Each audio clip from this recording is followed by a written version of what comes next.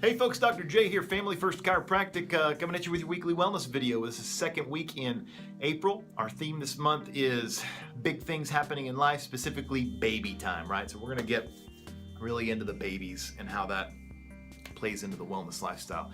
I wanted to give you guys a recipe this month about babies. And I couldn't think of a better one than bone broth. I talk about it all the time. I get a lot of my patients doing it, but so many people are now looking for ways to buy this bone broth. And let me tell you something, you ought to be able to make this stuff on your own. It's not that hard. It does take a little bit of time. So I wanted to really demonstrate how that goes. This is an incredibly nourishing food for you and for your baby. You can use this in lieu of formula sometimes if the baby is well fed and breastfed and that kind of thing. A bone broth can be a great supplement to that. If you want to give them a little something different, that's great. You can even make formulas out of bone broth and liver a little bit later in baby's life. Certainly we want to focus on breast milk, but once we get to the point where you can start adding other stuff, this is a great thing to add to really solidify the health of baby's gut and also of yours. So those are the reasons that we wanted to include the bone broth recipe this month. Here it is. I hope you like it. Hey folks, Dr. J here, Family First Chiropractic, coming at you with your weekly wellness video. This is going to be the bone broth video. We talk a lot about cooking with bone broth, and I've mentioned it to a lot of them, especially my patients, so I wanted to take you through it on how this can be really, really good for you to make in your own home. It's very expensive. They're selling it a lot these days, but you don't have to do that. You can make your own. There's really three kinds of ways you can do it. You can do it in your crock pot if you're just gonna sip on it all week. You can do kind of a medium batch, or you can do a bigger batch here. So I wanna show you the difference. This is a 20-quart pot that we got on Amazon. I think this was about 30 bucks. It's got some rivets you can see right here. They come all the way through. If you get this kind of pot, just don't fill it up past those rivets, because those over time will corrode and kind of wash away. This was very, very easy, and you can make a big pot of soup in there. Big pot of broth. This is a 30-quart stainless steel, and you can look in there. It's welded on here. There are no rivets, so you can fill this thing up quite high. This has got 5 gallons of water in it. You can make a huge pot of broth in this thing. I got it at a brewing store for about 60 or 80 bucks, something like that. So anyway, you don't have to go full bore, but you can do this for pretty cheap. To get it started, all you do, you start with your water. This is 3 weeks worth of chicken carcasses, so that's 2 chickens per week. I got 6 carcasses in here. We're gonna start with just the bones and the knuckles and the fat and the skin. We're gonna do a hefty dose of Himalayan mountain salt. We got some apple cider vinegar. We're gonna do some peppercorns and then some kombu. This is seaweed. This is gonna give it that umami flavor. It's pretty nice, but we're gonna do some other things to it tomorrow. We're gonna get this on the stove tonight. Tomorrow, after it is rolled all night, we will add some vegetables, and we'll come back to you at that point.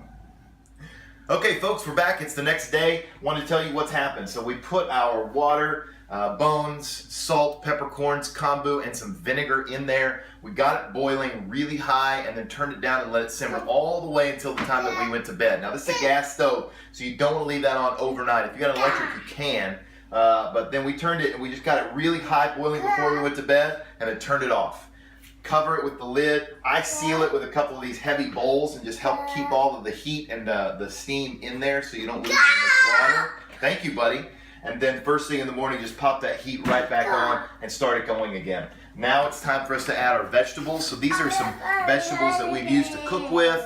You've got some kale, we've got some cabbage, we got some broccoli. That's gonna go in there for the next 4 to 6 hours maybe. You don't want to put the vegetables in there too long. It'll give it a brackish flavor, but just enough time will give it a nice full flavor to it. So we're going to add that, and then we'll come back and show you how to strain it. Good job, Daddy. Thanks, buddy. Okay, folks, so we've boiled the broth with the vegetables in it for a while. Turn it off. You're going to want to quick cool it. You need to get it down to a temperature that you can work with your hands. So what I do is stop up the sink, cold water in the sink, put your broth down in there so that there's cold water all the way around it, and then get you a big spoon and stir, and you can see the steam come up, and that'll get it down to a temperature pretty quickly that you can work with.